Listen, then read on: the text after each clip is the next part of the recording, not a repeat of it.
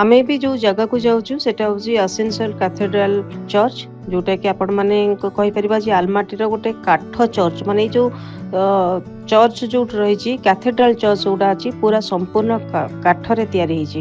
କିନ୍ତୁ ୟାର ଗୋଟେ ଜିନିଷ ଆପଣ ଶୁଣିଲେ ଆଶ୍ଚର୍ଯ୍ୟ ହେବ, ଏବଂ ଏଇ ଚର୍ଚ୍ଚଟି 56 ମିଟର ଉଚ୍ଚତା ରହିଛି, 56 ମିଟର, ଏବଂ ଗୋଟେ ଥର ଭୂମିକମ୍ପ ଆସିଥିଲା, ଯୋଉ ଭୂମିକମ୍ପରେ ପୁରା ସହର ଭାଙ୍ଗି ଯାଇଥିଲା।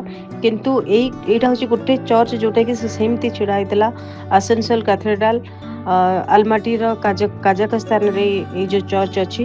ଆଉ ଏଇ ଚର୍ଚ୍ଚରେ ଆମେ ବର୍ତ୍ତମାନ ଯାଉଛି ପାର୍କ ଭିତରେ, ଆପଣ ଗଲା ପରେ ଚର୍ଚ୍ଚ ପାଇବେ। ଏବଂ ଯୋଉଟା କି ତାର ହିଷ୍ଟ୍ରି ଯେତିକି ଆମେ ଜାଣିଛୁ ଯେ 1904ରୁ 1907ରେ ରସିଆନ କାଳରେ ରସିଆନ ସମୟରେ ଏଟା ତିଆରି ହେଇଥିଲା। କେବଳ ଗୋଟେ କାଠ ସହିତ, କାଠରେ ହିଁ ଏଇ ସବୁ ଜିନିଷ ତିଆରି ହେଇଛି।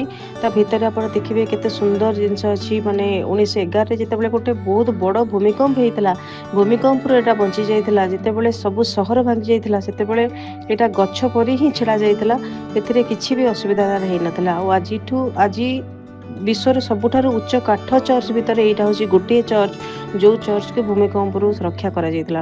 ଆଲମାଟି ଆସିଲେ ନିଶ୍ଚିନ୍ତ ଭାବରେ ଏଇ କାଥେଡ୍ରାଲ ଚର୍ଚ୍ଚକୁ ଲୋକମାନେ ଆସନ୍ତି, ଉପଭୋଗ କରନ୍ତି, ଏବଂ ତା ପାଖରେ ତାର ସୌନ୍ଦର୍ଯ୍ୟ ବି ବହୁତ ଭଲ। ଆଲମାଟି ଏଇ କାଥେଡ୍ରାଲ ଚର୍ଚ୍ଚକୁ ନିଶ୍ଚିନ୍ତ ଭାବରେ ସମସ୍ତଙ୍କୁ ଭଲ ଲାଗିବ।